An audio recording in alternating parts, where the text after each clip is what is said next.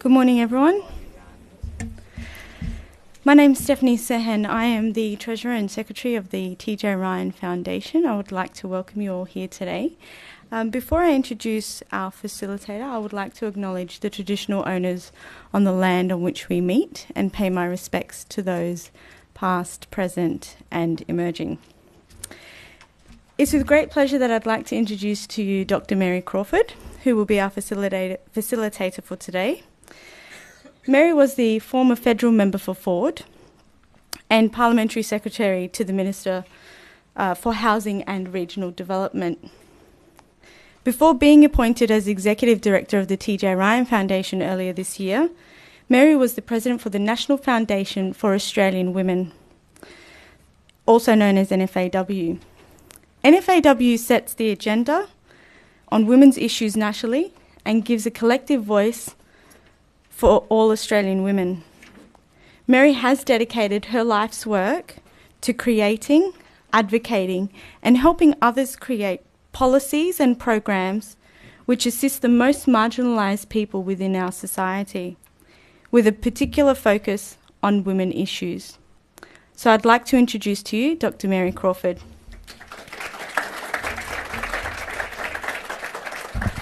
Thanks very much, Stephanie, and welcome to everybody.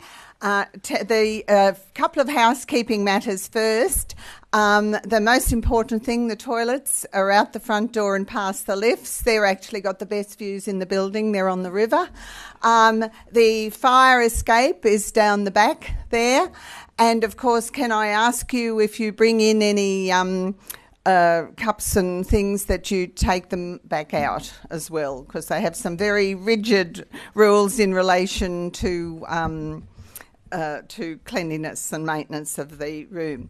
Can I just say what a pleasure it is to be here today? TJRyan Foundation, as you know, is a not-for-profit think tank which seeks to develop evidence-based policy for Queensland governments, hopefully of all persuasions. Inequality, of course, has become a very important issue in current thinking. We have seen everyone from the OECD to even Australian government's concerns for the growth in inequality, where we have 1% of Australians owning as much as the bottom 70%. I think we have a society that is in difficulty. We also need to think about, of course, a society that's unequal is in fact more violent, more difficult, and now it has been revealed, research suggests that this is the end of the Washington Consensus and the trickle-down actually hasn't trickled. So that capitalism itself is in crisis.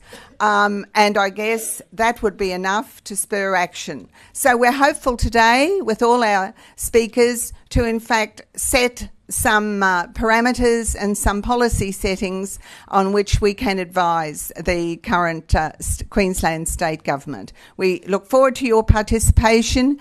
Can I also say we're a voluntary organisation. We exist on a website. All the presentations today are being live streamed and will be available on the TJRyan Foundation website, as will the presentations throughout the day. Eventually, it may be a week or two, but they will be. So without further ado, can I invite Professor Roger Scott to welcome Uncle Bob Anderson. Thank you.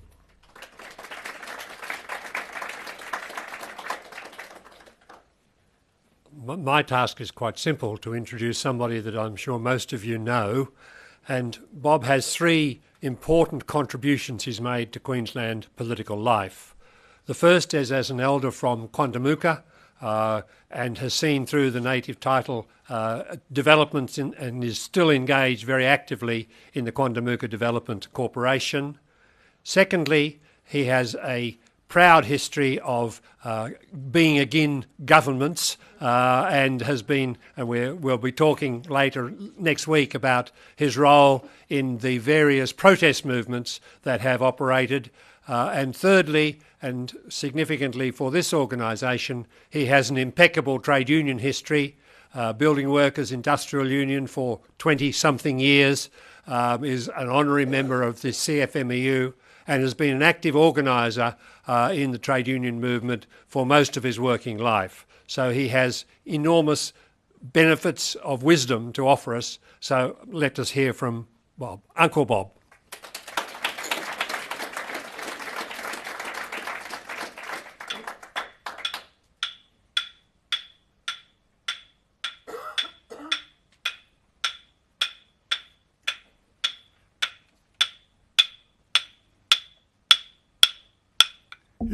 Yura, going into the army, Tuju Mobi Rono, going into the army. Words of welcome as a Jagera elder.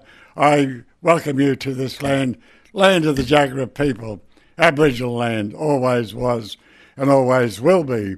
I'm delighted to participate with the TJRyan's celebrations today, and my association with TJ. Called him as when I was a schoolboy, I used to come into the city to gather a couple of ports of towels from one of the government offices when my mother was a government cleaner. And I'd pick the ports up and I'd go round to the front of the old Treasury to catch the tram. And there was TJ on his perch there. So I remember TJ from the days of my boyhood.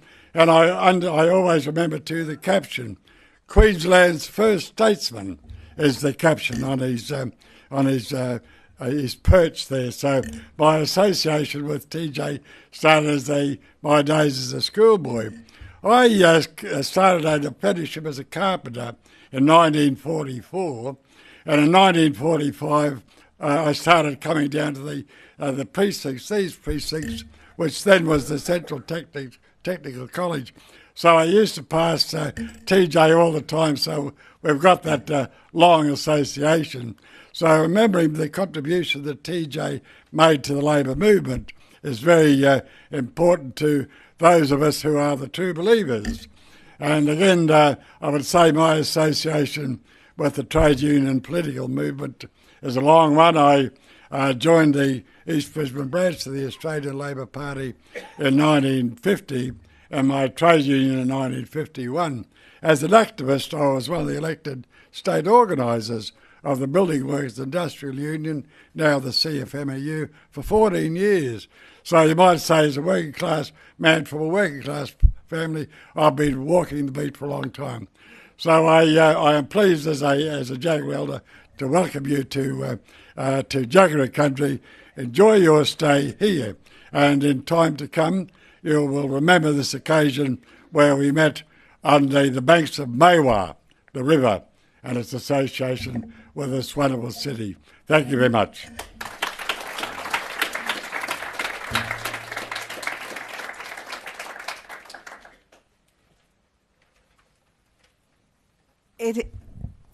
Thank you very much. It is now my pleasant duty to welcome our opening speaker, who is going to set the agenda for the day, Professor Peter Saunders. Professor Saunders will be known to many of you. He was Director of the Social Policy Research Centre at the University of New South Wales until 2007. He's still there now as the Research Chair. But many of us, I think, will remember him in terms of his books, The Ends and Means of Welfare, Coping with Economic and Social Change in Australia, The Poverty Wars, Reconnecting Research with Reality, and Social Science and Public Policy in Australia. He's been a prominent researcher in the field of inequality for many years and pursued these issues. Would you welcome Professor Peter Saunders? Thank you.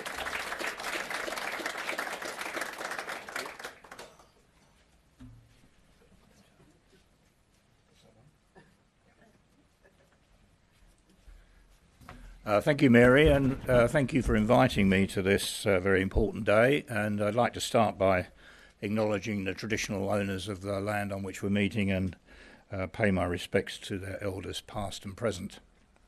And my job today is to set the scene for what promises to be a very interesting day. I'm really looking forward to the rest of the papers. And I'm going to talk about the extent of inequality in one dimension only, which is income.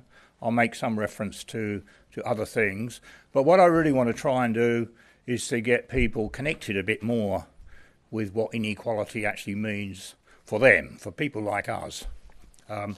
I can recall when, many years ago, when I had just published a paper on income distribution in Australia, meeting one of my economist friends who said to me, Peter, I see you've just shown that income inequality has increased again. What wonderful news. And I mention that because although everyone in this room might well think that inequality is bad and we need less of it, there are lots and lots of people out there who don't think that. And if there's going to be a debate about inequality in Australia, I think we need to engage more with the issue and understand it more. And that's what I'm going to try and do in the next half an hour or so. I've got way too many slides. So as time goes on, I'll probably skip through them, but I think they'll all be available afterwards. So let me start.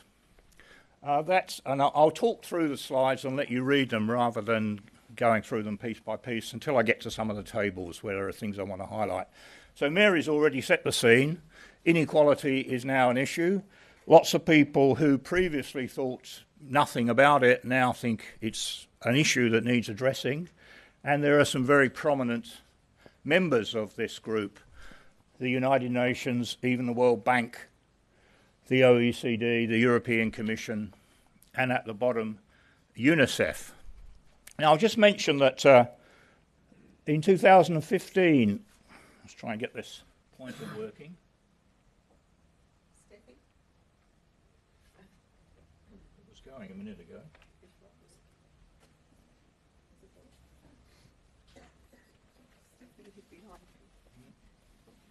Maybe I'll have to go over and point. No, hang on, we've got an IT person here. Ah, right, okay. That one there, is that? No idea. But that's, I don't want to change it, I want to point. Oh, point. The red. It was working.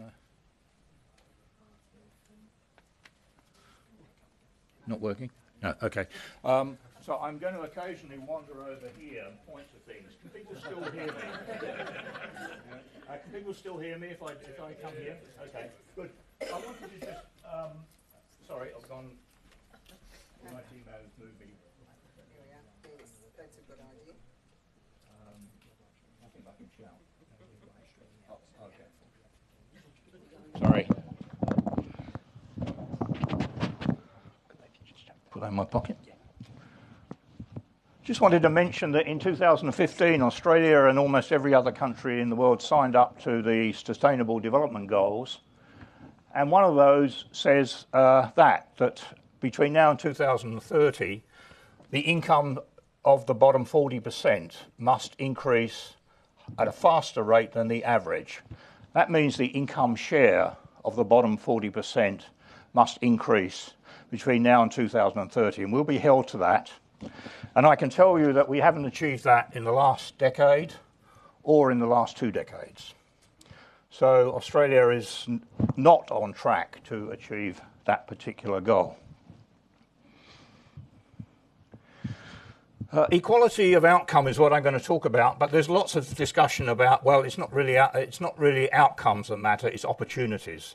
It's giving everyone the equal starting point for everybody. And if some do better than others, well, that's the nature of capitalism. Well, the first point to make about this is that outcomes and opportunities are not independent of each other. Both are important. And there's a quote there from Tony Atkinson, one of the leading economists in this field, who very sadly died earlier this year, about the need, if you're interested in inequality of opportunity, you need to address inequality of outcome. And that's very important. And the rest of this slide just presents some information, which I think is very important in this context, about the impact of inequality today on children's participation in education. Essentially, the further up the income distribution you are, the richer you are, the more likely you are to have your children going to tertiary education, and therefore the more likely they are to also end up further up the income distribution. Education is absolutely critical. And at the bottom here you can see there's some research done on the relationship between the father's education and the likelihood that his children will also go through a university or tertiary education.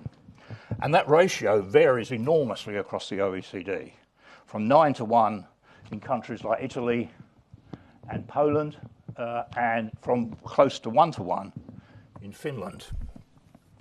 Australia, by the way, ranks 12th out of 22 countries. So about in the middle, nothing to write home about in terms of that particular story. Okay, so let's move on now to start talking about inequality. Here's a very rough first picture. Sorry. The Gini coefficient. We've all heard of the Gini coefficient. Probably none of us really understand what it is. But the first point I want to make about the Gini coefficient is that you can estimate the Gini coefficient for any distribution. We could take the distribution of the height of people in this room, and we could work out the Gini coefficient. Not a very interesting measure of inequality. And the point about the Gini is that not only a statistical measure in itself, but it's very important to decide what the distribution is you're measuring.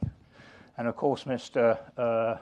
Morrison, our treasurer, made a very foolish remark a few weeks ago, talking about a Gini in relation to an income variable that no one in their right mind would ever regard as a sensible measure of inequality. But because it was a Gini, he thought it had some status. And that is the latest income Gini for Australia, 0.333. That's for year 2013-14, a long time ago. That's the latest information we have. The ABS, and I'm going to be talking mainly about ABS data today, was due to release its latest income survey on Tuesday this week. I had all my slides ready to be changed to incorporate the new numbers, and on Tuesday the ABS announced it had run into problems and was deferring the release until September. I can't think of an occasion in the last 10 or 20 years where that hasn't happened. But it's interesting that the latest we can talk about today in 2017 about income distribution is what was happening 3 or 4 years ago. That in itself, I think, is quite revealing about the priority, not that the ABS accords this issue, but what the government who funds the ABS accords to this particular issue. Has the Gini gone up? Well, that's the best information that we can pull together on this. The blue line is work done by the Melbourne Institute about 10 years ago, and the red line is the information I've taken from the available ABS data. There's a big change in the way ABS conducted these surveys here. That's why I put them both in. Now, no one in their right mind could look at that graph, I think, and say that it isn't increasing. It's true you could pick periods where you could claim it's gone down or it stayed the same, but over that period for which we have data, it's unambiguously gone up. Is that a significant increase? Well, that's a difficult question to answer, but Tony Atkinson has suggested, and as I said, he's or was the world's leading expert on this, that an increase in the Gini coefficient of 3 percentage points is big enough for you to say that that increase is notable, or salient is the word he uses. And an increase of 0.3 occurred between 1980 and the mid-90s, and another increase occurred between the mid-90s and the latest year. So if you go back 1 or 2 decades, over both of those periods, we have had a notable increase in income inequality. The trend is up. Now, here's a graph. I just want to introduce this. This is looking at, this is drawn from the latest ACOS inequality report that I and my colleagues produced the numbers for. And this is income distribution in 2011-12. We're in the process of discussing an update of this, but of course we're now hampered by the ABS not knowing when the latest data is coming out. But I introduce this because most people present income distribution measures in terms of what are called deciles. And the deciles are derived by, imagine ranking everybody in the whole population from the poorest to the richest, and then splitting the population into groups of 10 equal-sized groups, 10 equal-sized groups. They're called deciles, and this graph shows the income share of each decile. So the lowest 10% had 3% of the income, and the highest 10% had about 24% of the income, 8 times as much. Okay? Now, let me just stop for a minute to say this is for the economy as a whole. Okay? Now, in the figures, if you look at the ABS figures and you blow them up to represent the whole population, which is what the figures are based on, and we're talking here about 22 million, just under 9 million households containing 22 million people. So each decile contains 2.2 million people. Okay? And this is representing all of the income of all of those individuals. Men, women, children in some cases, unemployed, retired, working, living off their savings, all sources of income for everybody in the population. And we collapse the variability in all that income across the whole of Australia into one statistic, the Gini coefficient, 0.333. We ask a lot from that statistic, right? We're asking a lot. Imagine trying to work out the variability of income in this room. We started that today, we'd still be here in a month's time arguing about how to measure it. We can happily do it for 22 million people. Okay, so now let's ask, where do people think they fit in the distribution? This is a question I ask my colleagues, some of whom know as much or more about income distribution than I do. Imagine the population split into 10 equal-sized groups going from poorest to richest. Where do you think you fit? We've asked this question in 1999, in 2006 and in 2010, and I have a survey in the field at the moment asking it again, and this is the 2010 data. And you see that almost everybody thinks they fit in the middle. Now, by definition, since there are 10 equal-sized groups, the graph should look like this. It should be 10% in each decile. 85% of the Australian population think they fit in the middle 4 deciles. That number has hardly changed. It's almost exactly the same in 1999, in 2006 and in 2010. Now, that means a couple of things. One, I think we knew this. We all think we're middle Australia. So when politicians talk about this policy will appeal to middle Australians, the reason they say that is because everyone thinks they're middle Australians, so if it's going to benefit the middle, I'm in there. That's the first thing. But the second thing is that people think of the poor and the rich as people other than them. So when you ask people, what do you think has been happening to the gap between the rich and the poor? They're talking in there about 2 groups that they think they have no experience of. It also implies that lots of people who think they're here are actually in here, and lots of other people who think they're here are actually in there. And if you ask yourself, I'm going to give you a table in a minute, so you can go through it for yourself and figure out where you might fit. I think that might be the next one. So this is where do people actually fit? This is a very complicated thing to answer, and I'm going to have to talk you through this, if I may. When the income distributions are presented by the Australian Bureau of Statistics, they don't measure the distribution of income, as we understand it, dollars. They measure the distribution of what's called equivalised income. Equivalised income is income adjusted for the needs of the household. So a family with 2 children requires more income than a single person in order to achieve the same standard of living. So if you want to compare the incomes of those 2 groups, you have to make an adjustment. And these are the adjusted income levels after tax that define the different deciles. This is in 2011-12. So if you had an income of less than $383 a week after tax, adjusted for your household size, you were in the bottom decile.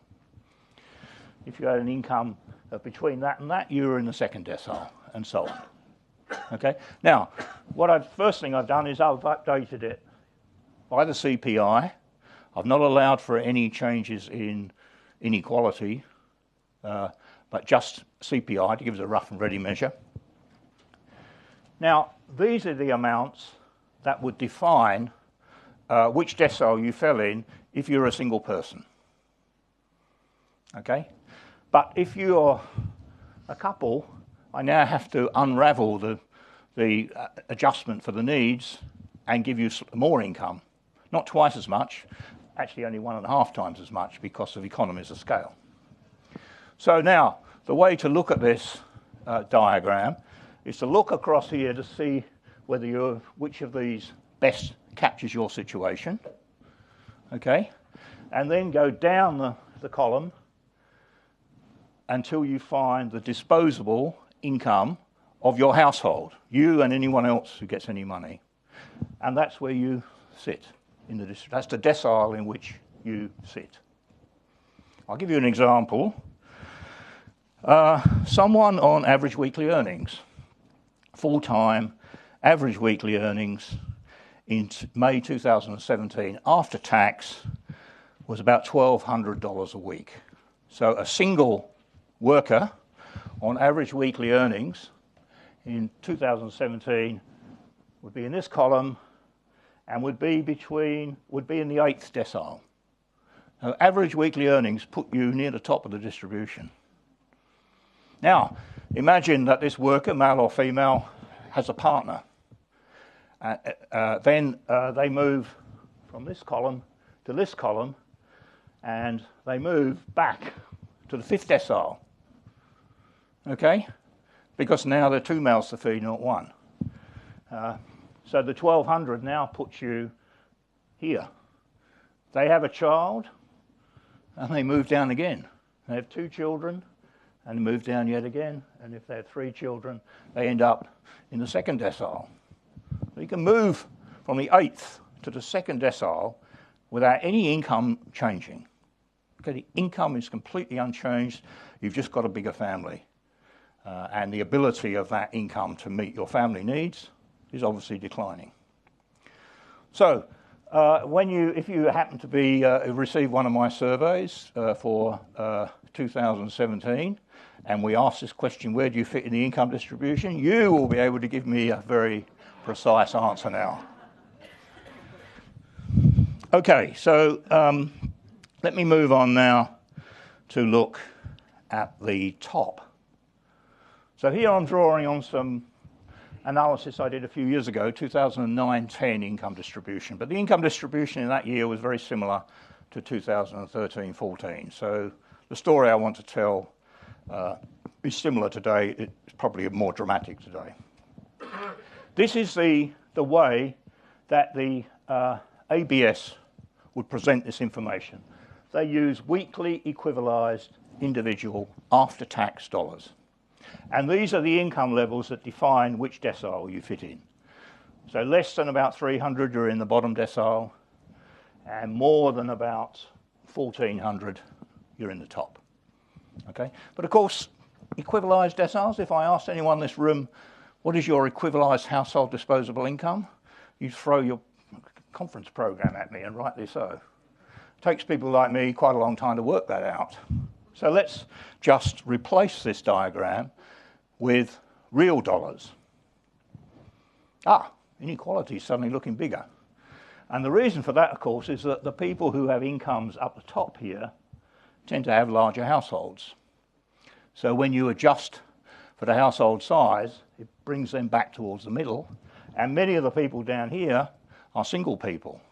So relative to the others, they move up. So it collapses the distribution.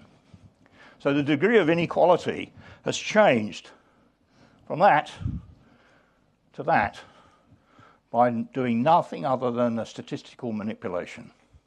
A sensible one, all economists and people working in this field would say this is a sensible thing to do, but it does make a big difference.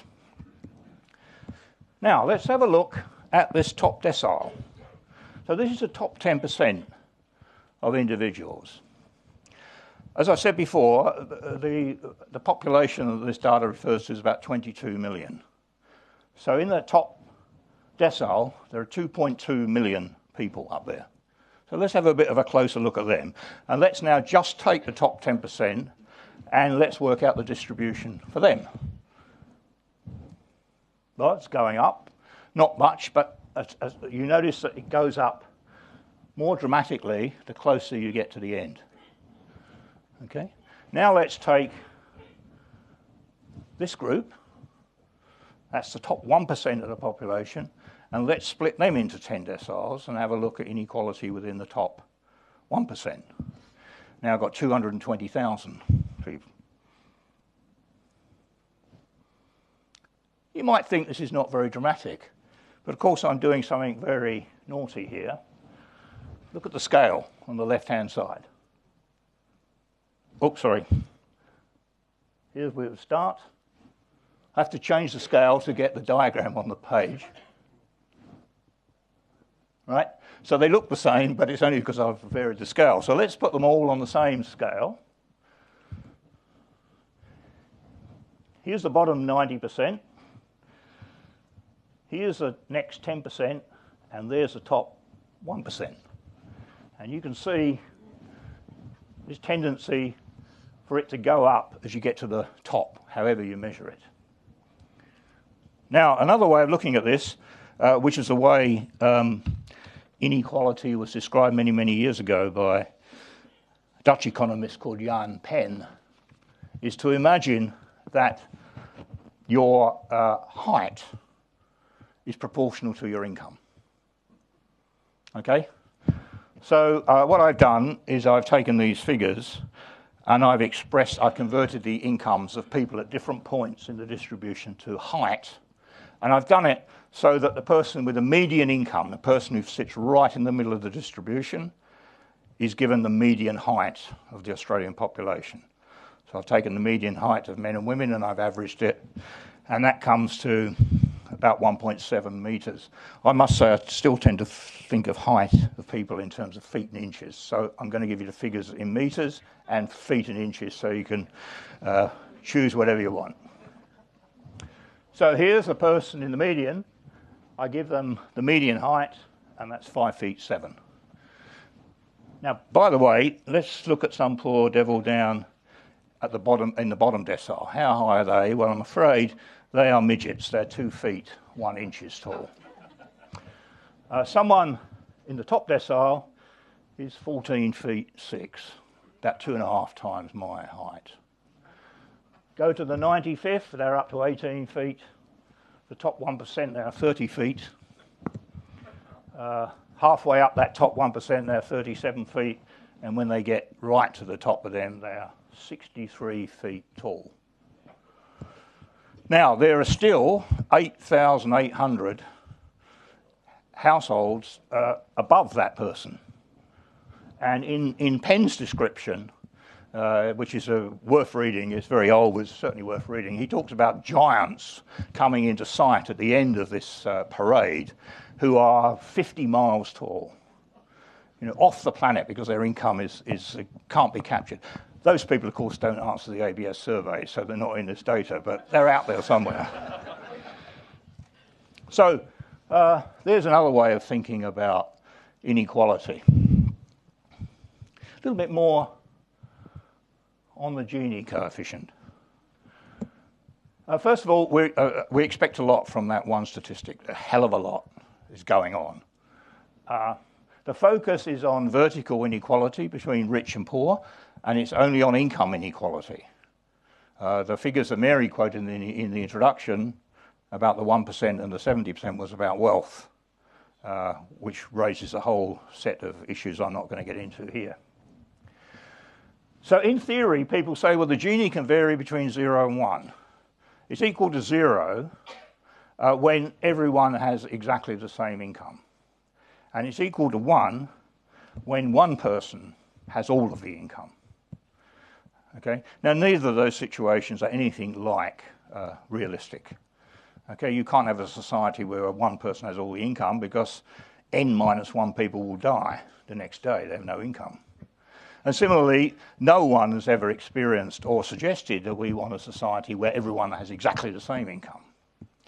So the interesting question is, how much does the Gini vary by in reality? And the answer is, if you look at the latest OECD figures, which covers 37 countries, I think, something like that, the lowest Gini is about 0.25 in Iceland, and the highest is about 0.45 in Mexico. So although the theoretical range is 0 to 1, the actual practical range is much smaller in the middle. Okay, so movements in the Gini, like I showed it for Australia in the beginning, are quite substantial. Now they start to look a bit more serious. In fact, the increase in the Gini over that graph I showed you earlier, which was 6 percentage points, is bigger than the Gini between Australia and the US. So since the 1980s, inequality in Australia has increased by more than the difference between Australia and the US is now. Okay, that gives you a much better sense of the magnitude. And again, we rank in the middle. Nothing to shout home about. 23 out of 37, middling performance at best. And of course, the other point to note is that the fact that the Gini varies so much across countries suggests that, and these are countries in the OECD who are all experiencing very similar economic conditions, very similar social conditions, suggests that policy matters. The level of inequality is a policy choice for governments. And if you want to get a clear example of that, have a look at what's happened to Iceland, which suffered a total disaster and complete collapse of its banking sector in the financial crisis. The Gini coefficient went off the page at the top, but through a series of very radical changes to policy, it's come down, is now the lowest in the OECD. So it can be done, but governments need the political will to do it, and people need to vote for the governments that say they're going to do it, because we don't. Okay. Splitting the cake. So as I said before, the income distribution data we've got covers about 9 million households and over 22 million individuals. If you take, the ABS tells us that the average, I'm now going to be talking in equivalized dollars, by the way. I'll convert to real dollars in a minute. The average across the whole population was just under $1,000 after tax a week, 998. So let's multiply that by the total number of people, and we discover that the income distribution is covering $22.6 billion in total. So 1% of that covers $22.6 million per week. Per week. Now let's imagine, now let's look at the top decile. The top decile has done very well over those last 2 decades we've been talking about. Let's see, their share of the income has gone up by 1.4 percentage points. Let's take 1% of that away from them. So still getting more than everyone else, but we're taking the 1% away from them, and we're going to give it equally to the 80% of people who, sorry, I'm talking about the top quintile, not the top decile, top 20%. Let's take 1% of the income gain they've had and give it equally to everyone else. And if you give that equally to everyone else, you would give every individual, this is adults and children, just over $12 a week. So for a family with 2 adults and 2 kids, that's $50 a week. So if we just moderated the increase of the top 1%, everyone else could have had $50 a week. That's what slicing the cake means. Let's say we took away all of their gain, 1.4%, then we'd all get 1.4% more than $50 a week, which is $70 a week. Okay, the people at the top their incomes are still growing, because the incomes of everyone in Australia has been growing. All we've done is said your share is not going to grow. Okay, and that's the kind of fund, that's what that would fund if we did that. So that's one way of thinking at the income that those of us who are not in the top quintile, actually I am in the top quintile, so those of you that are not in the top quintile, that's the kind of income you could expect if we had a government that actually took some of our gain in the top quintile and gave it back. Of course, the economic liberals or the economic rationalists, or who you want to call them, would say, oh, no, Saunders is off his head again, you can't do this. Because if we didn't let the people at the top, if we didn't provide incentives for the people at the top to go out there and create jobs and increase productivity and drive the economy, then that income growth wouldn't have happened. So by trying to redistribute, what is the phrase, the politics of envy, if we go down that route, not only will the people at the top not have it, but there'll be nothing coming down. There'll be no trickle down. Well, as Mary said, there is no trickle down. That's what the World Bank and the IMF and the OECD and the European Commission and UNICEF were all saying in that first chart. We doubt that there is any trickle down. In fact, the view now is that inequality is bad for economic growth, not good. Okay, so I'm going to now move from inequality to poverty and social disadvantage. And I'm going to go through these slides fairly quickly. How am I going for time? Okay? About 8 minutes. About 8 minutes, okay. So, first thing I want to say is that people say if you think about poverty in a relative sense, then what you're really talking about is inequality. Wrong. Absolutely wrong. Inequality exists when some people have less than other people. Poverty exists when some people have less than they need. They're very different. So don't fall for that one. The focus in poverty research, interestingly enough, is more on horizontal inequalities than vertical inequality, which is what I've been talking about so far.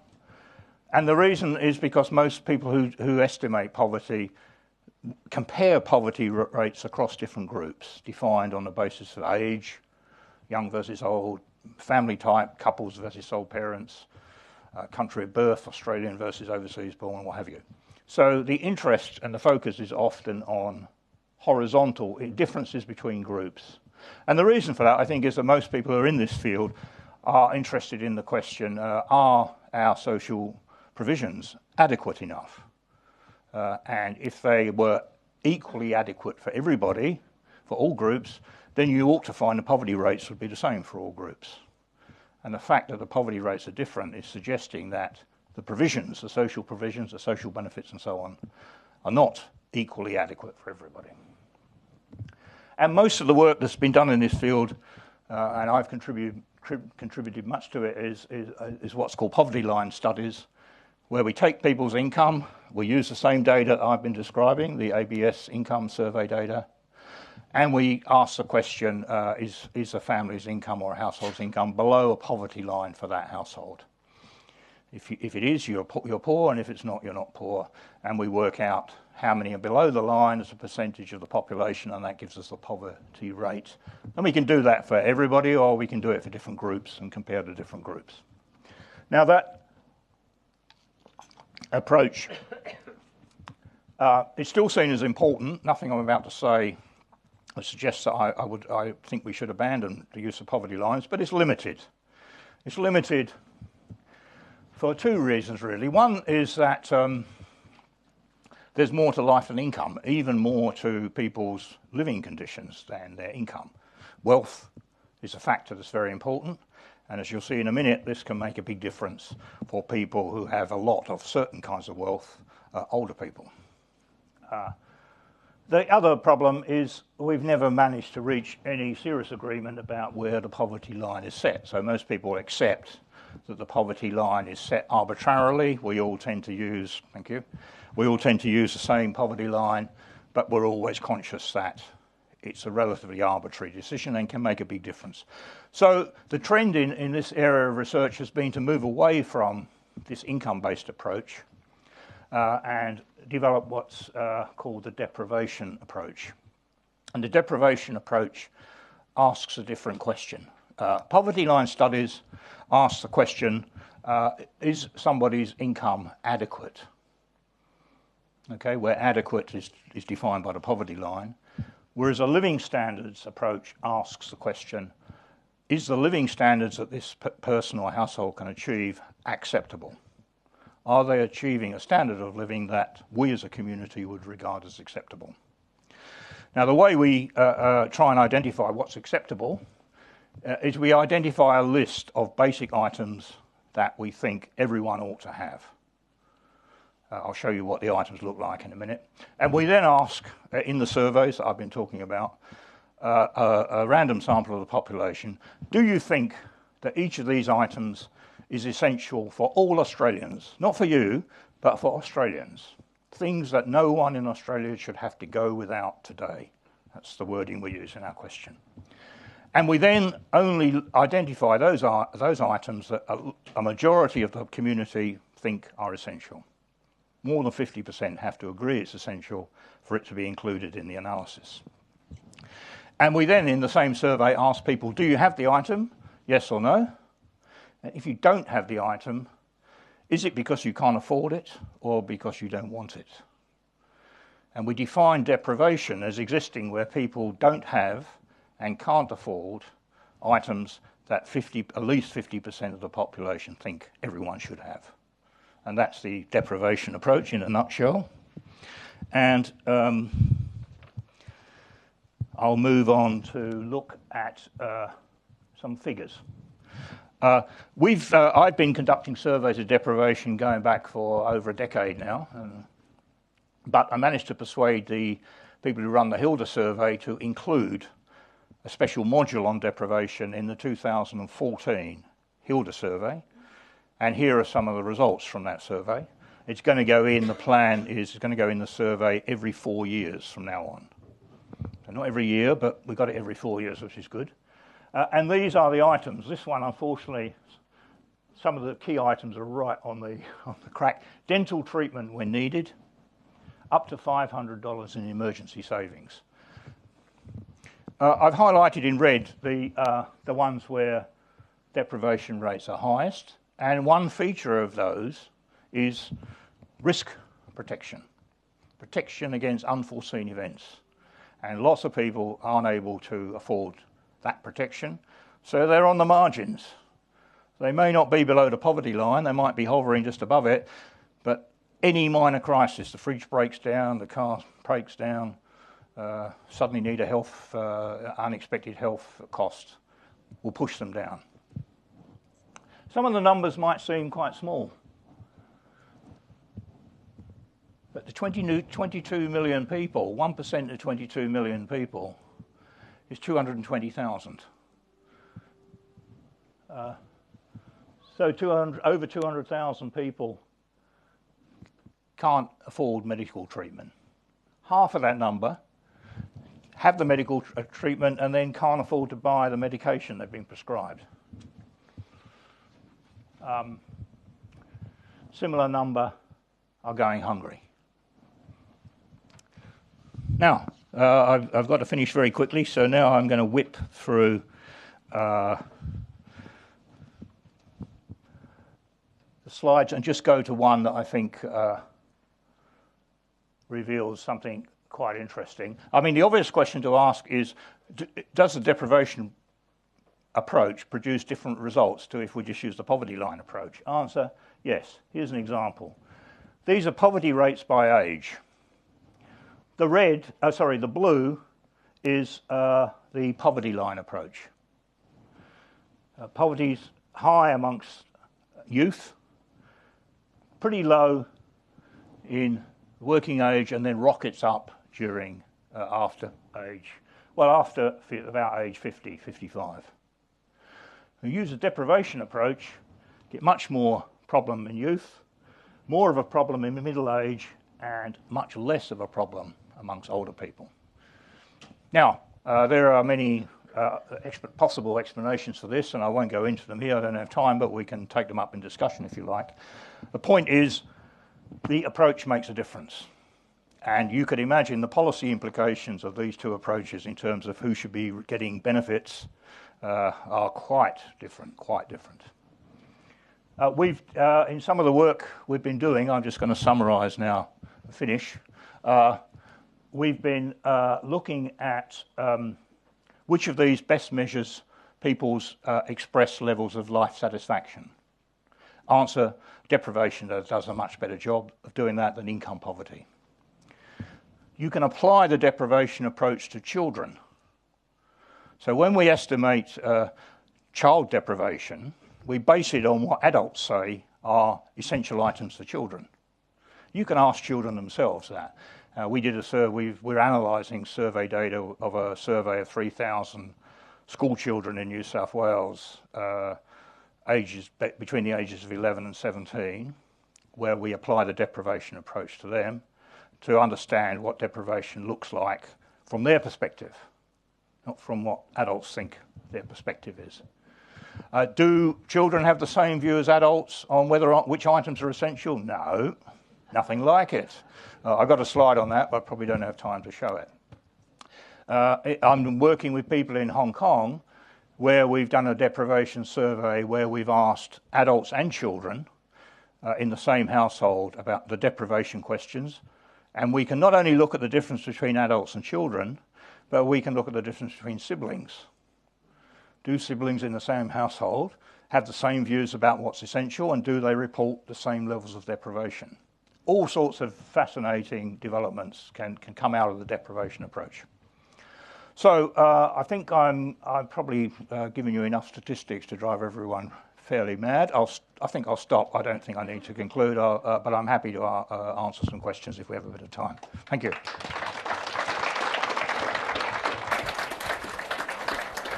Thank you very much, Peter. We now have two, as we're recording this, people who wish to ask questions will need to speak into a microphone. Ayana is on that side and Stephanie is here on this side. So if you'd like to put your hands up, if you'd like to ask a question, we'll get a microphone to you and I'm sure Peter will be happy to answer them. Yes, down the back there.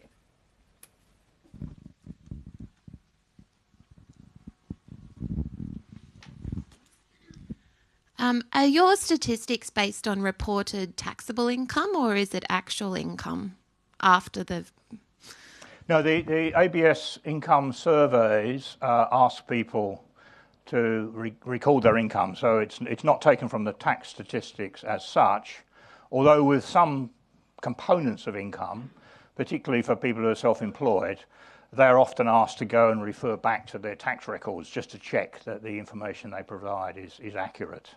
So, but it's not tax statistics at all. No. Yeah, but so the actual inequality could be even higher if you were looking at how people tax. I think there is evidence that at both extremes of the distribution, we are not capturing everybody at the bottom end and at the top end. Yeah.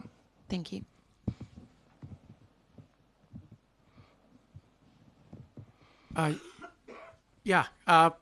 With financialization, household debt has become a much larger factor in basically the reproduction of daily life.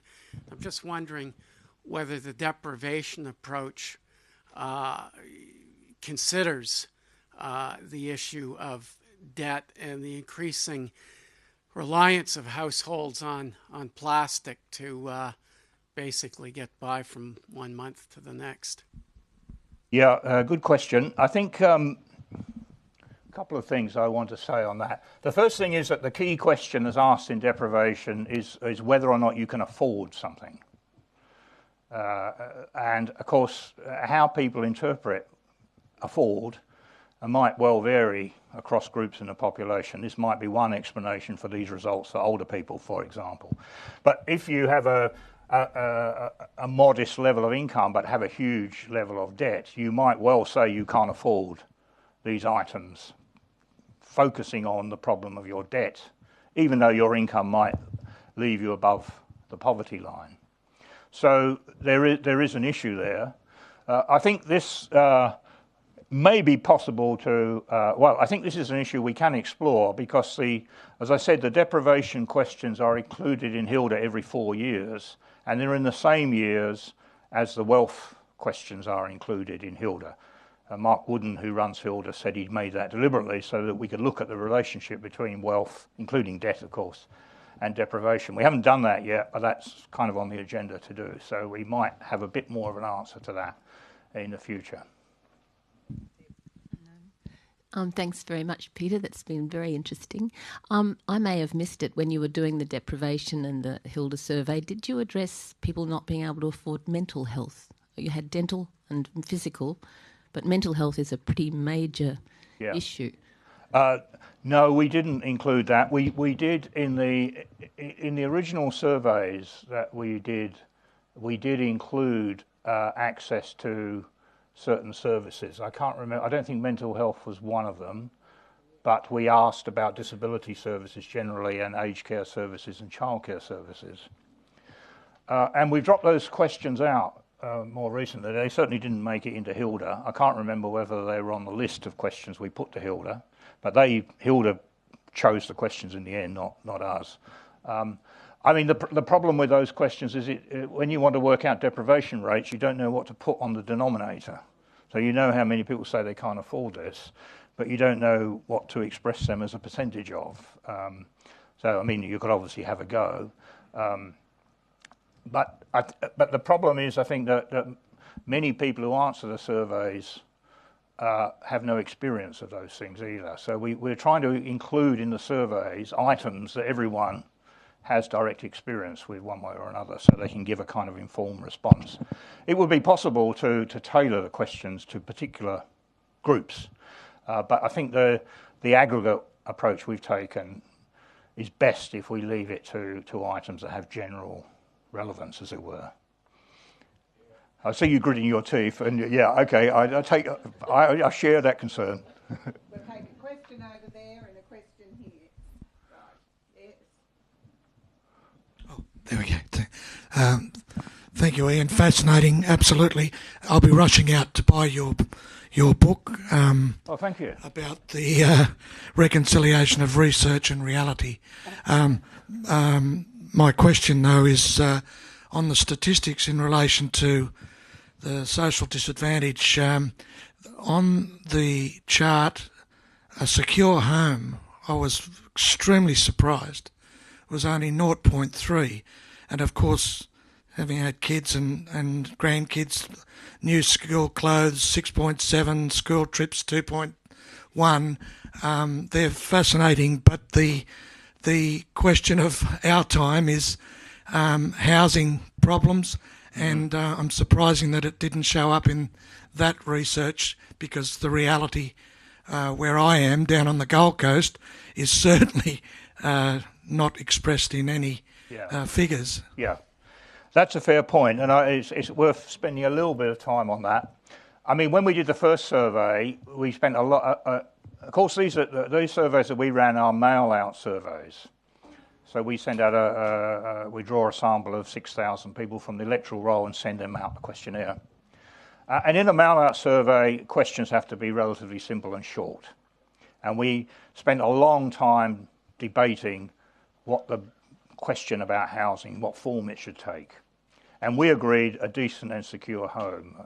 People from ACOS were very supportive of that, and I thought it was a reasonable question. And I should say, I didn't mention this in the, I glossed over this in the presentation, because I'm still thinking about it, but the Hilda results, the deprivation results I showed in that slide, are much lower than the deprivation results we find in our survey. So in our survey in 2010, the household question, there's something like 7%, just under 7% compared to, I think it was less than 1% in that slide. Now, we're still thinking about why. Well, there are two explanations for this. One, deprivation dropped dramatically in Australia between 2010 and 2014. Not much evidence for that. Two, the way you ask these questions has a big impact on how people respond. And the main difference between our approach and the Hilda approach is that Hilda is a face-to-face interview. And it's possible that in that context, people are less willing to admit to facing deprivations of this kind. And that might be part of the explanation. We're looking into that. That's partly why I glossed over it, because I don't know the answer. But I agree that this looks very low, implausibly low in some regard.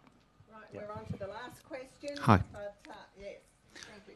Peter, it seems there's lots of predictions that we're on the verge of robotics taking over and reducing employment. And it seems to me that the people it would hurt are the most in those lower deciles, given that there's pressure to not increase social provision for those people to keep costs down. Is a living wage the solution or a way to address this, or is there some other way that you would suggest we address this? Well, I said at the beginning I wasn't going to get into what we should do, and there's someone standing at the back there I think I recognise who probably is going to be able to answer that question. I think that, the deprivation question, the deprivation results clearly are saying something has to be done. It doesn't necessarily follow from the results that giving additional income to people will solve the problem. The issue is people's lack of affordability, and income is one component of that.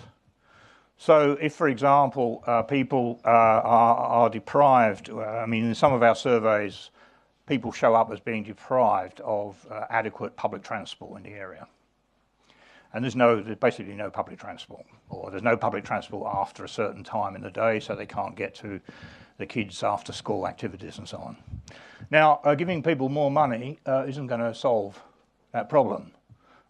And so I think the deprivation, you can think of the deprivation items either as a proxy for poverty or as items that have legitimacy in their own right.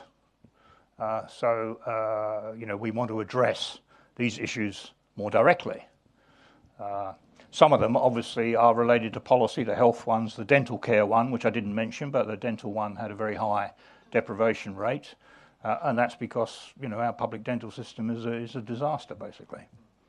I think income is one way of thinking about it, but I think that the deprivation approach does suggest, to me anyway, that while income is important and probably the most important core thing that needs to be done, there are other things that need to be done as well. It's necessary but not sufficient.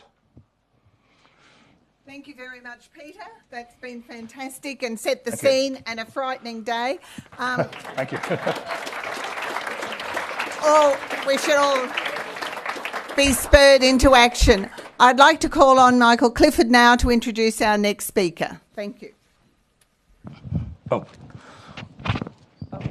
Thanks, Mary. My name's Michael Clifford. I'm the Assistant General Secretary of the Queensland Council of Unions and also an executive member of the TJRyan Foundation. It's great to be here today and great to see all of you here today. Our next speaker is Sally McManus. She probably doesn't need a lot of introduction to most of you, but we'll introduce her nonetheless. So Sally is the 10th Secretary of the Australian Council of Trade Unions. She is the first female Secretary of the Australian Council of Trade Unions. Prior to her other roles in the ACTU, Sally was the Secretary of the Australian Services Union, the New South Wales and ACT branch, where she led a highly successful equal pay campaign for community workers. Since day one in the job of Secretary of the Australian Council of Trade Unions, Sally has been talking about inequality. She has been putting this issue front and centre. From her very first interview on the 7:30 report, where she said that we need to, at times we should be prepared to break bad laws. And again, that's in the interest of addressing issues like inequality. And since that very first day, she has taken every single opportunity to put this issue front and centre and to talk about the ways that we need to change the rules to make sure that we can address issues of inequality. I'd like you to welcome Sally. Thank you.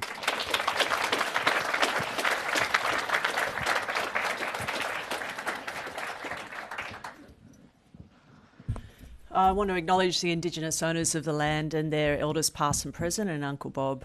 And thanks, Michael, for the introduction. We're coming to the end of an era, I feel, end of a 30-year era of neoliberalism. The consensus around that neoliberalism is the right approach for society is fractured, as the results of this experiment are really there for all of us to see. Working people were promised more jobs, greater wealth and better services. Privatisation, we were told, would bring greater choice, better products at cheaper prices.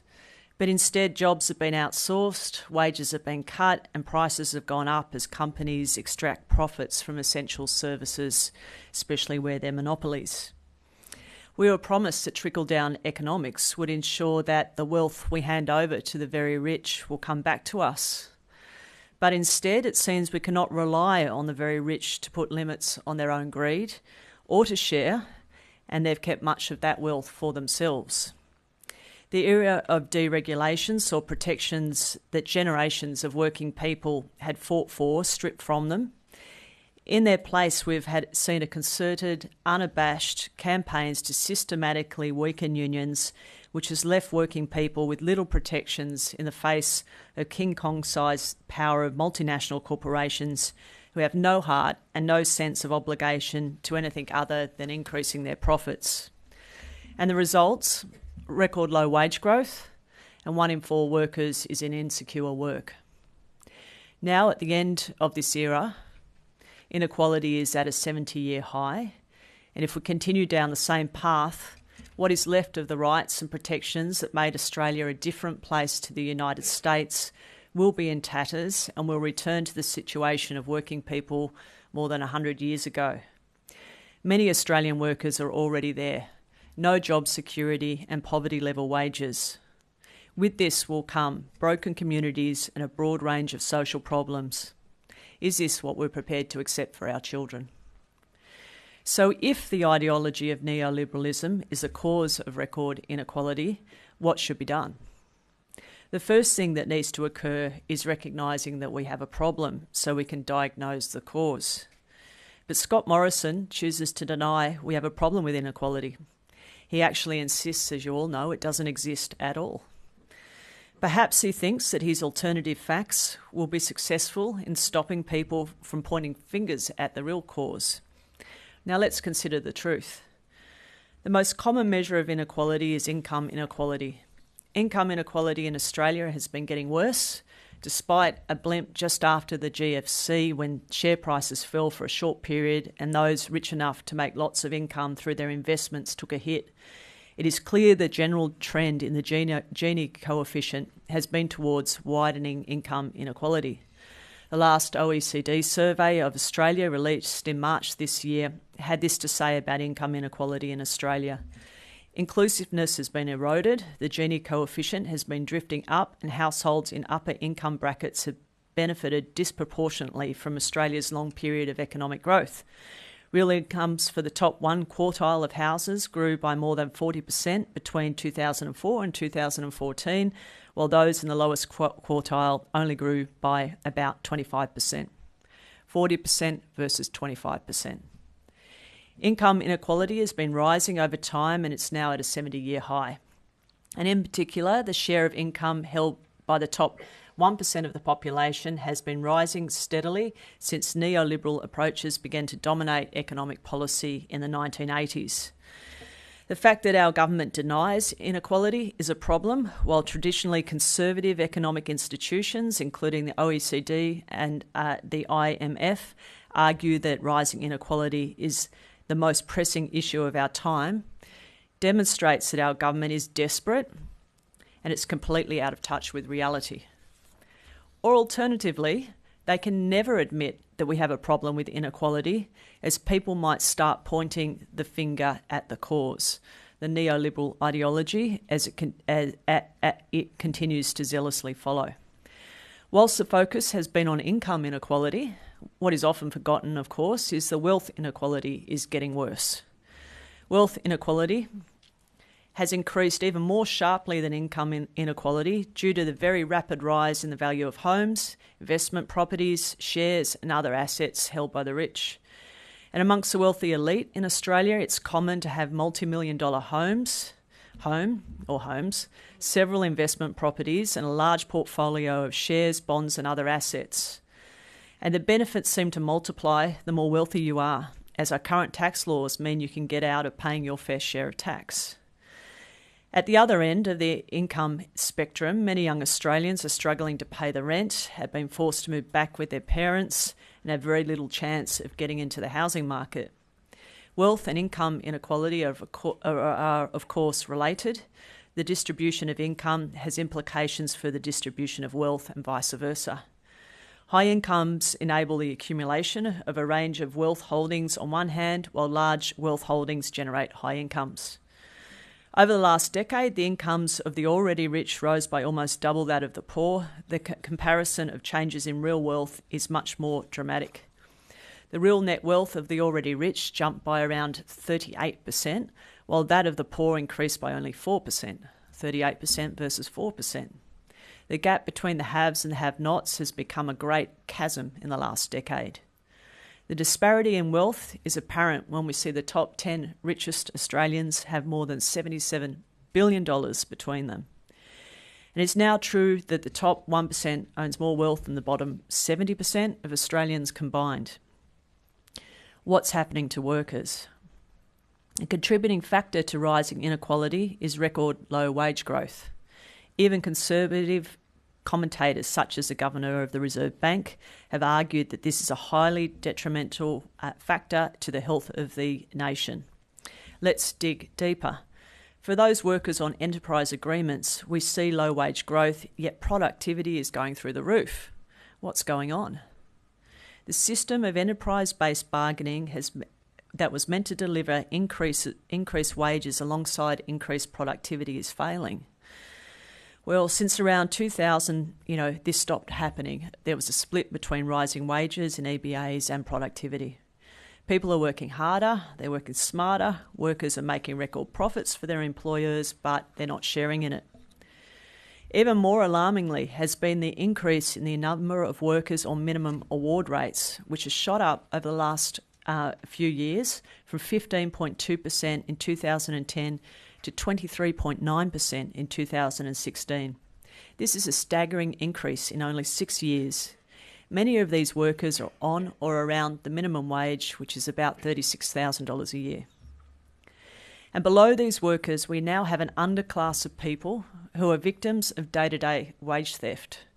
Casual workers, gig economy workers, and temporary visa workers are now the hyper-insecure who can't just ask for a pay rise and can't even just enforce their rights, their employment rights, as the independent umpire has been stripped of the powers, leaving a system that encourages business models for too many employers that is based on just ignoring our laws.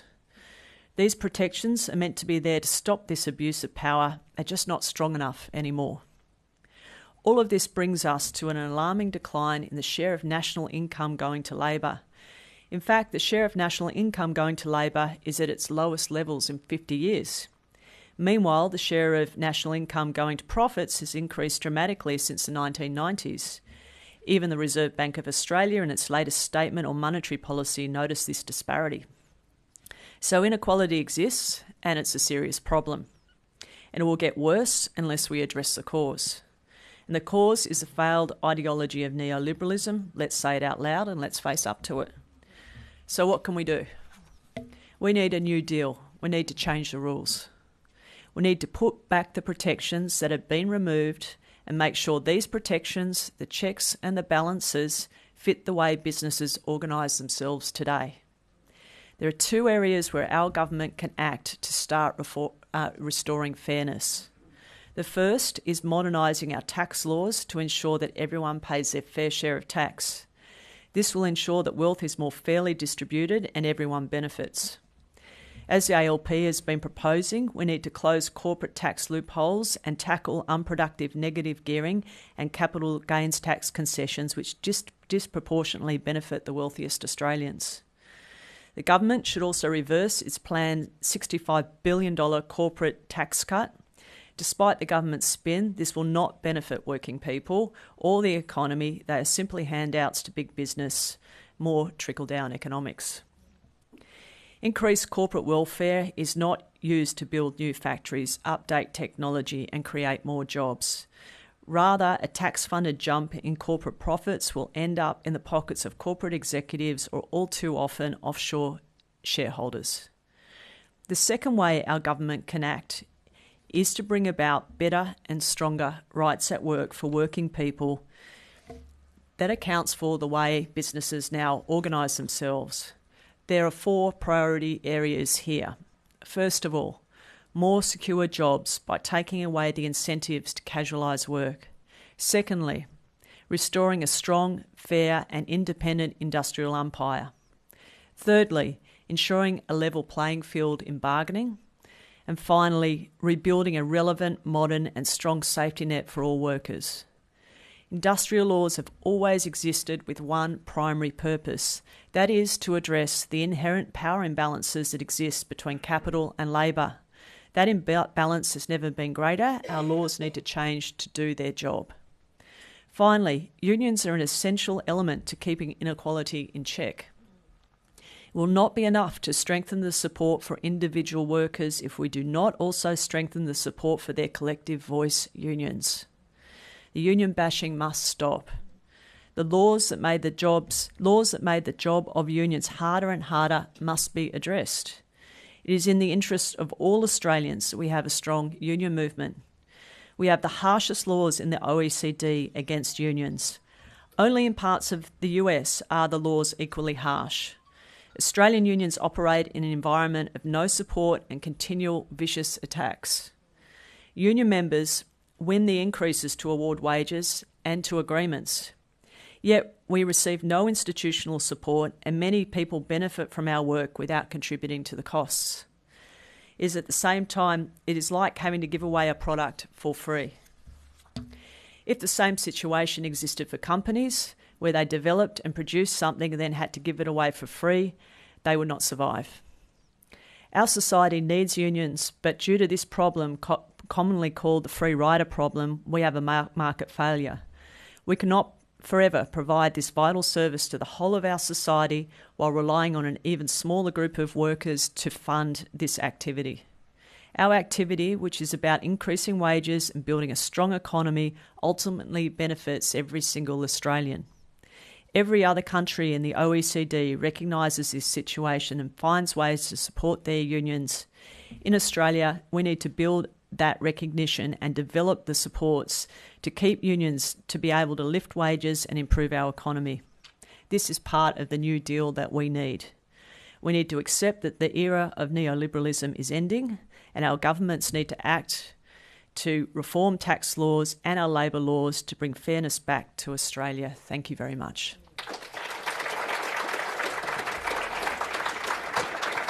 Yeah, of course, yeah. Thank you very much, Sally. The roving mics are roving again, so Sally's very happy to answer questions. So there's the first person here and there's someone here. Thank you. To start. Thank you. I'd like to ask, has the ACTU or the ALP ever looked at introducing a financial transactions tax, which is a tax on stocks, bonds, currencies and derivatives when they're traded? I can't speak for the Labor Party, but I can for the union movement. It's part of our policy. It's been debated amongst all of our unions and it's part of what we would like to see happen. That's very good if you do.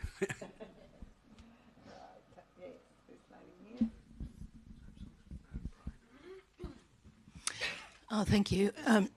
I wanted to ask about the issue you raised about the so-called free riders in the, taking the benefits of pay rises without paying their union fees. How do you think you can address that issue? Yeah. So this is a not a straightforward solution to this issue, and we've got to remember a few things about our history as well.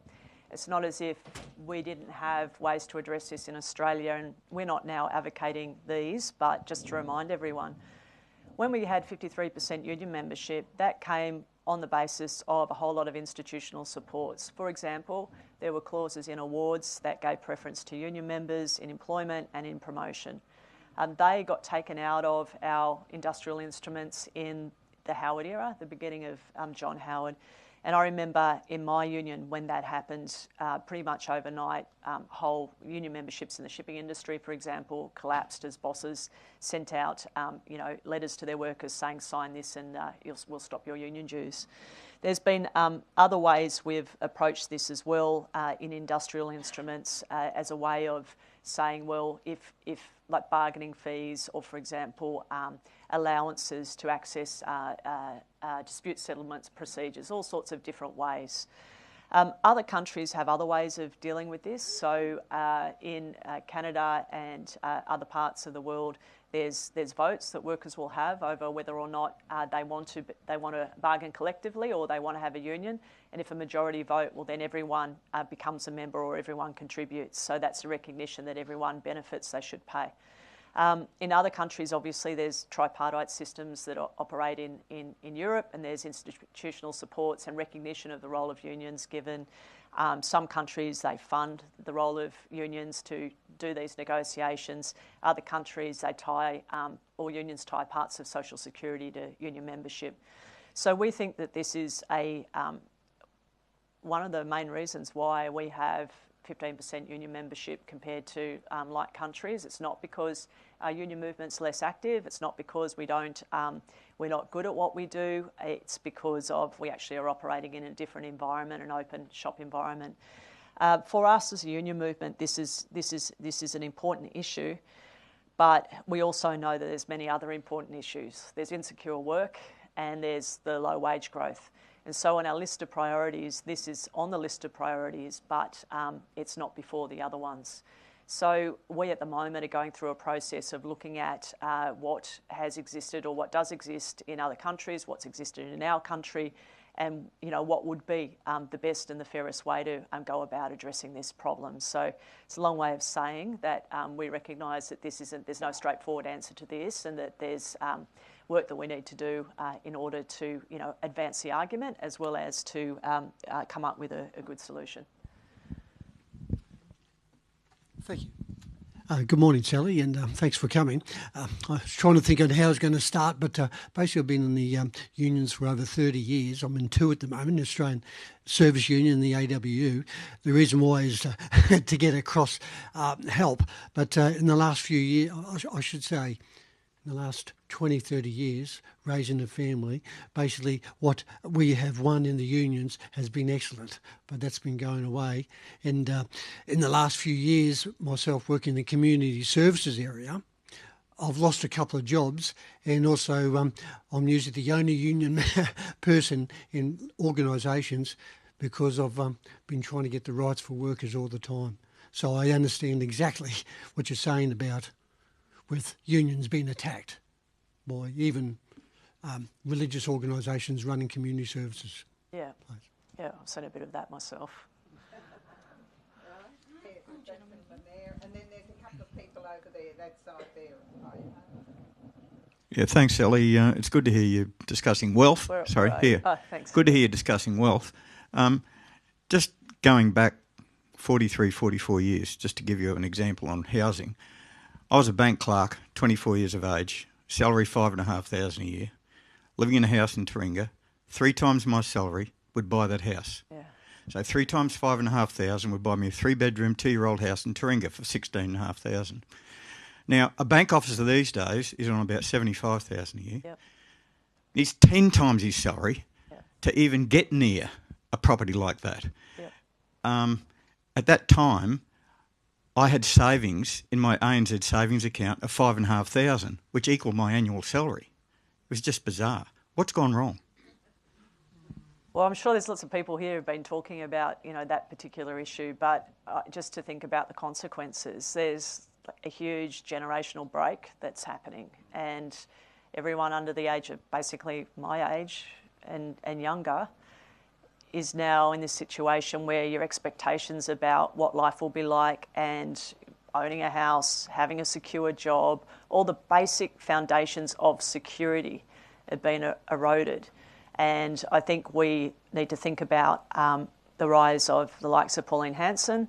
I think we need to take lessons too from the US, where people are in a situation where they say, well, We expected life in Australia to be like this, and now it's not, and it's happened very rapidly, and those expectations are not going to be met, and there's a gap between how we thought life was going to be like and how it actually is like. And so whether you're the parents of those children or whether you're, in that situation yourself, you're going to be asking those questions. And someone is going to fill that gap and give those explanations. I've just given an explanation, but it's a very different explanation to what Pauline Hanson is saying. Like, she's saying it's because of immigration and Muslims and, cultural undermining rather than economic undermining. So the issue you raise is really, really pertinent, and I don't think we should underestimate the resentment that's going to build amongst a younger generation of people. Thank you. Yes. Hi. Yes, I want to know what you think you could do about what I think is one of the biggest problems, or growing problems, which is the use of subcontractors, quasi labour, and it's usually under the counter. I know you're talking about getting a fair and balanced regulator in there again, but it's a high-cost, difficult task, so you need probably something more than inspectors going around, because there's just so many places, particularly when the people most victimised by this are often newly arrived immigrants and whatever, on sham contracts, probably working for $5, $10 or less an hour to do huge jobs. So let's talk about two things, insecure work, and then secondly remind me to talk about enforcement and why is it that we're seeing all of this just not following our laws at all. With insecure work, we've got this proliferation of fake casuals, fake contractors, rolling contracts that never end, and people not being in secure work because of that. So we used to have in our industrial laws a proper definition of what a casual is, but really it's actually a proper definition of what a permanent job is. So casuals, of course, are meant to be there to fill short-term needs with no expectation of ongoing employment. Now, because our industrial laws took away those fairly straightforward, universally accepted definition of what a casual is, employers are able to go around and just label someone a casual even if they're not. And of course the consequences of that are all the things we know. You can't get a home loan, you can't have base security, you're constantly worried about losing your job, and your employer has heaps of power because they can just get rid of you because you're a casual. So fixing that, we don't have to go and look overseas. So we just need to restore what we used to have, a proper definition of what a casual worker is. The issue of contractors, we also used to have a system that fairly quickly and easily was able to declare a contract unfair and to deal with sham contracting arrangements. Our laws have changed so that that is now an extremely expensive, long process where last week a cleaner in Melbourne turned up to do her job. She was told, and she'd been doing that job for 20 years, she was told when you come back for the next shift, come back with an ABN, because now you're going to be an ABN worker. Oh, but don't worry, your rate of pay is going to be higher. So that cleaner who'd had a secure job is now expected to be their own business and pay their own tax, workers' compensation, everything, of course, and in the end is getting a lower rate of pay. But once you work through all of that. Now, why do we have a system that allows that? Why do we have a system that doesn't make it easy for working people to quickly and efficiently enforce what their rights are, and strong enough rights in the first place? It's because our laws have changed, and when work choices came in, so many of those protections were pulled away. When we got rid of work choices, we put a whole lot of those protections back in, but the ones we did put in aren't strong enough to deal with the current situation, or we haven't put some of the other key protections back in. Now go to the issue of enforcement. It used to be that the industrial umpire had the power to enforce agreements, enforce awards, fairly quickly and easily award underpayment claims. It also used to be that unions were able to go and inspect the wages in the cafe down the road fairly easily as well. And so employers had in the back of their mind, the chances of us being caught, yes, there's a chance of that, and if we get caught, we're going to have to pay the money back, and it's just not worth it. Now, why is it that you've got Domino's Pizza or celebrity chefs just doing it? Because they can get away with it. And if they get caught, the poor worker has to go to the federal court just to get, let's just say they didn't get paid for a Saturday shift. So let's say it's worth $200, which would be a lot of money for a worker in a, celebrity chef kitchen washing dishes, right? that worker would have to get a lawyer, would have to go to the federal court, would have to go through, be forced into conciliation for a while. It will go on and on and on. They're probably a casual worker as well. Do you think they're going to last at that place? And after they've spent all that money on lawyers, maybe eventually they'll get their $200 back. But, you know, they're going to add it up, aren't they? Is it worth my job and is it worth all the money? So we've got to change the system so the independent umpire can enforce our basic rights. That will, I think, make a huge difference to this underclass that's developed, that we've allowed to develop because we've just allowed our rights to be something that aren't enforced. I think there was someone else just in there too. Yes. See. Thanks. That follows on with my question regarding enforcement and fighting back to retain or regain an independent umpire and good regulation. And you referred to the Unfair Work Commission. Yes. Yes. No, I didn't say that. You said that. I said it. Well, I'll say it loud because this week the Unfair Work Commission agreed that Murdoch University could terminate its enterprise bargaining agreement.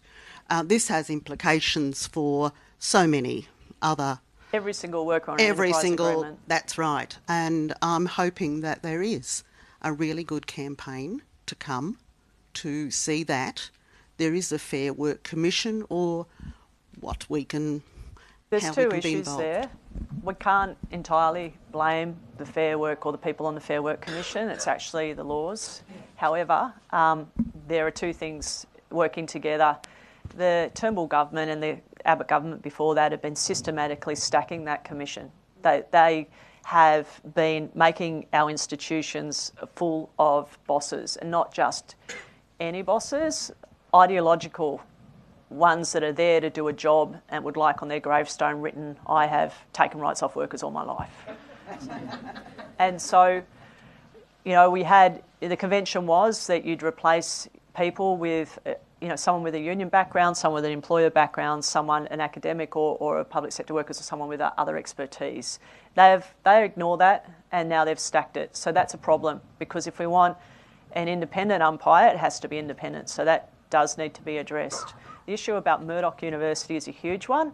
It's not the first to happen. It started actually here in Queensland with Horizon, and it's gone throughout our laws. That was the precedent. And now what's happened is you've got really anti-union law companies that have worked out the formula for employers to now follow in order to guarantee the cancellation of their agreements. So, it's a little bit more complicated, but actually it's not really. Basically, serve your workers with a claim that they'll never accept. So, pay cuts. Drag out the negotiations for as long as possible. Just sit there, don't worry about it, don't agree to anything. Then make an application to terminate your agreement. And the way our laws work at the moment, because of the weakness in the base law and then the precedents, is that yes, the court will cancel agreements. Now, how serious is this? This is an absolute threat to bargaining as we know it. Like, how can we have a system which is based on enterprise-based bargaining where one side is going to have all the power? It just makes a joke and a mockery of it, and it does threaten even the existence of the idea of enterprise bargaining. And it's coupled with the problem that unions have not been able to move our safety net because we've got two ways the safety net now works.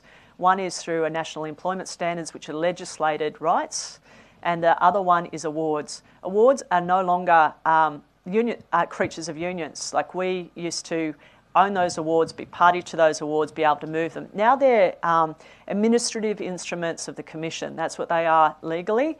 And we're just an interested party. Anyone could be an interested party. You could be, and make an application to do this or do that. But it's so hard to move those awards, impossible in fact, to keep up with what's happening in the market or community standards. So essentially you've got these instruments that are now 20 years old because that's how long we've been bargaining. We've been told, don't worry, the future is enterprise bargaining, so you don't need to really worry about this, especially in the university sector, because everyone's going to be on agreements, so you don't need to have to worry about this relic of the past. And we've gone about bargaining. Like, I don't know, in the university sector, you're probably up to your 12th agreement. That's a long time. That's 20 years plus of bargaining. It's gone up and up and up. There's been compromises made. There's been trade-offs. There's been, working out what's right for the employer and workers at individual universities. Rates of pay and conditions are up here. So there's a 30% gap, redundancy payments, everything between that and what the awards are. And so you can see the interaction of, what's going on. The incentive then for the employer to go about cutting that, to give them an extraordinary amount of power. I can't even say unfair. There must be a word that's stronger than unfair. What? Yeah.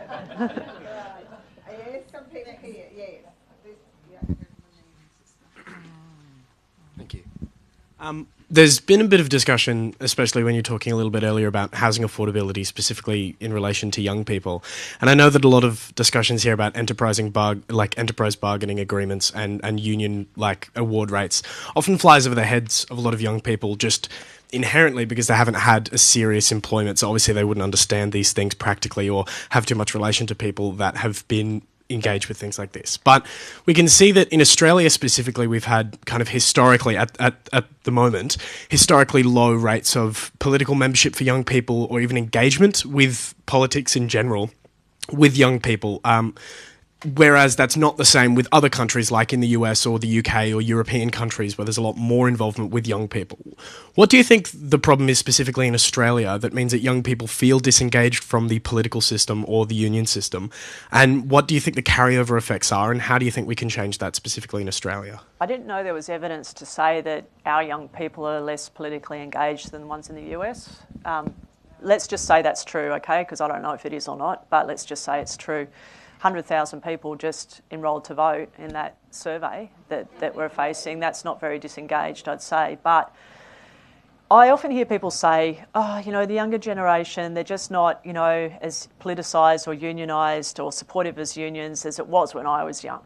That really drives me crazy, because when you listen to those people, when they were young, we had those institutional supports. And I say to them, when you joined the union, how'd you join the union? Everyone was in the union in my workplace. I said, well, did you fill in a form? How did it all happen? Well, everyone was in the union and the employer encouraged it. Or we had delegates, everyone did it, we just all were. In fact, most people can't even remember filling in that membership form because of those institutional supports I talked about before. So what happens, you've got the same depoliticised young person back in the 70s who becomes a union member, not through really a conscious choice actually, they become a member. Then what happens? You get politicised through the process of being in that. And so I think that young people are a product of the environment that they're currently in where that's no longer happening. So to say that they're less supportive of unions, well, they don't have experience of them, as you point out. And part of all of those reasons are because of, they're no longer working in workplaces where a union exists. And so people learn about, what it is, what a collective is, how, about unequal bargaining power and the collective through actually experiencing it, not through being told, because it makes no sense if you just get told, does it? Because what experience do we have in our lives where we act collectively? One of the few ones is actually in a union. So I think all of these things are interacting, and what do we do about it? I think that the fight over secure jobs is, and low wage growth for that matter, are things that are going to disproportionately benefit young people. So there needs to be simple language used to talk about this, not because young people are simple, but just take away all the jargon. Really, it's just about being able to have a future like anyone else. And we as a trade union movement have got to go about inspiring young people to be part of a movement that's going to bring about real change. It's going to change the rules so that they're going to have the same opportunities that their parents had.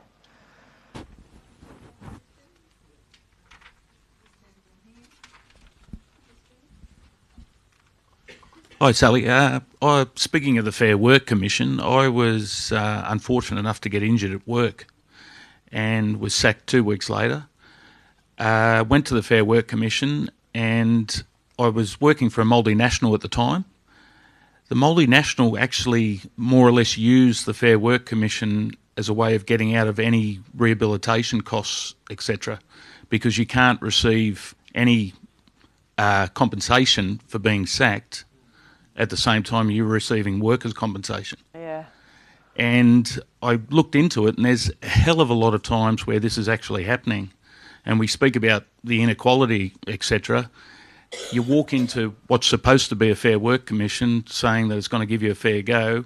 You're sitting at a desk where across from you is a barrister, a solicitor, 2 HR managers and 2 secretaries doing all the paperwork. So that is one place where inequality still reigns and is actually getting larger as that commission keeps on expanding, as you said, unfortunately, with people that are stacked in it to ensure that there is no fair work. So you're absolutely right about that. We used to deal with this problem in Australia to make sure that people had a fair go when they went to the independent umpire by stopping lawyers, like making it a no-lawyer jurisdiction, so that the worker and their union, if they're in a union, deals directly with the employer without the complicated legal processes or arguments that are always going to be stacked against us as working people. Secondly, we had a situation where the Commission could resolve disputes on their merits. So that was the principle, and that's the way that they could make orders on their merits.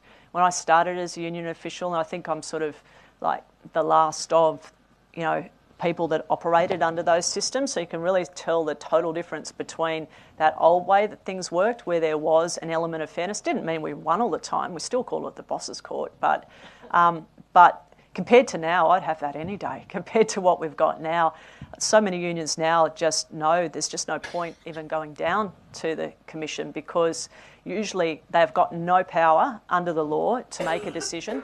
They can only conciliate. Why is the boss going to conciliate if they know that there's no threat to that they can make a decision? So half the time they don't even turn up, or if they do, they just go through the process knowing in the end the worker's got no power. So in order to bring back fairness and deal with the situation we've now got with inequality, these are like key solutions that have worked well in Australia before that we need to bring back in order to get over the problems you're talking about.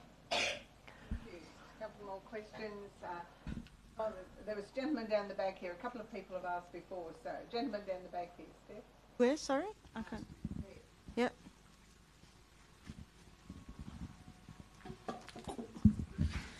Thanks for your speech, Sally. My question goes back a couple of questions. I accept that looking at the erosion of working conditions and the work of the Ombudsman, etc., and trying to bring back some of those regulatory frameworks to an appropriate level. I think Howard used to say the pendulum has swung. Well, it swung way too far. Yeah. But I wonder whether that will be that useful in the future with the rise of, for example, P2P, the gig economy type employment arrangements, which by all accounts technology is going to allow to happen. It's happening overseas. It's happening here to some extent. Airtasker, Freelancer, Upwork. It's happening in services with Uber and other things that do other types of services. How do we... Is the ACTU working on ways that we can regulate that kind of work to ensure, a basic set of entitlements in a sort of gig economy? Yes, thanks for that question. I don't want what I've put forward to look as though really what we're asking for is, a system that existed beforehand. What I'm really saying is there's concepts in there that we know worked very well for a period of time that could be put in the current environment, but we also need to build a system that is appropriate to the 21st century and ways that businesses organise themselves, and that's going to take a different type of creativity. It also, in a way, means we've got to build a system that's flexible enough to change over time as well. So sometimes the over-regulation of things, for example, enterprise bargaining, is the most, like on one hand, the Conservatives will say they're totally against regulation, except when it comes to us, when it comes to unions and working people. So at the moment, the only place where working people can create rights isn't at the national employment standards. That's the government of the day. It's not at awards, because as I pointed out, we can no longer do that. It's only at the level of enterprise-based bargaining, and that's the most highly regulated process that you're ever going to have to go through. What you can bargain about, who you can bargain with, how you go about putting in your claims. Then when it gets to taking protected industrial action, if you want to, like all the hoops like there. In a way, we want that freed up and to be able to, workers to be able to bargain where the actual power is. So if your direct legal employer isn't the person who really makes the decisions, if it's someone else up the supply chain, workers should be able to bargain with who's got the power, and that can change over time. So we need to build a system that does that. In the case of gig economy workers, we're not opposed to technology. In fact, we like technology where it liberates people, and the development of apps that allow things to happen, like with Uber or Airtasker, there's nothing bad in itself with that. But where it's used to avoid rights, there is. So we just want to do the same thing we've always done, take wages out of competition.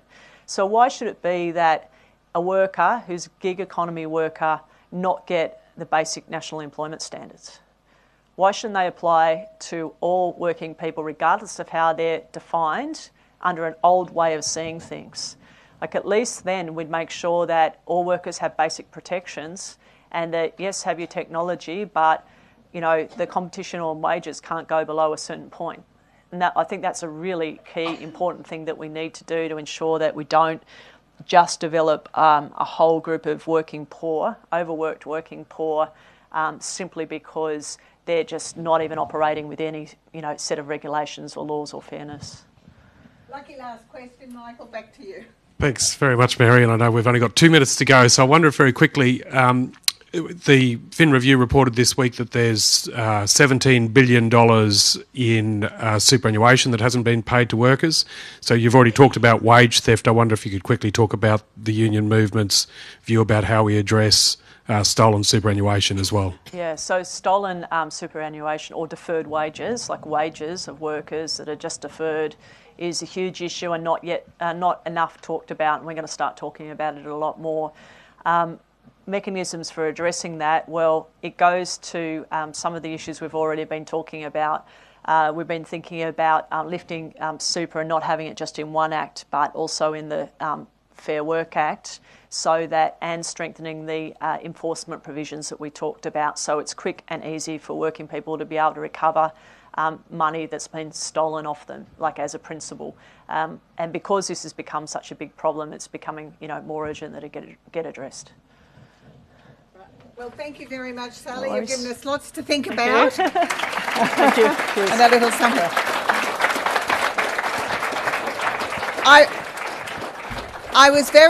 I was very remiss this morning, and I forgot to thank our sponsors because we so rarely have any, I think. But I'd particularly like to thank QSuper, the Queensland Council of Unions, and the QUT School of Management in the Business School, who have provided facilities today. As well as that, we've also been offered from the Australian Quarterly a special offer of a free digital copy of their Australian Quarterly Inequality Special Edition, featuring Eva Cox, Professor Peter Whitford, Frank Stilwell, David Hetherington, and quite a few more. So if you'd like to have access to one of those, if you would like to give us your email address on here, we'll make sure that you get a free. But we've now reached a very important milestone in the morning's activities. Morning tea is served. Thank you.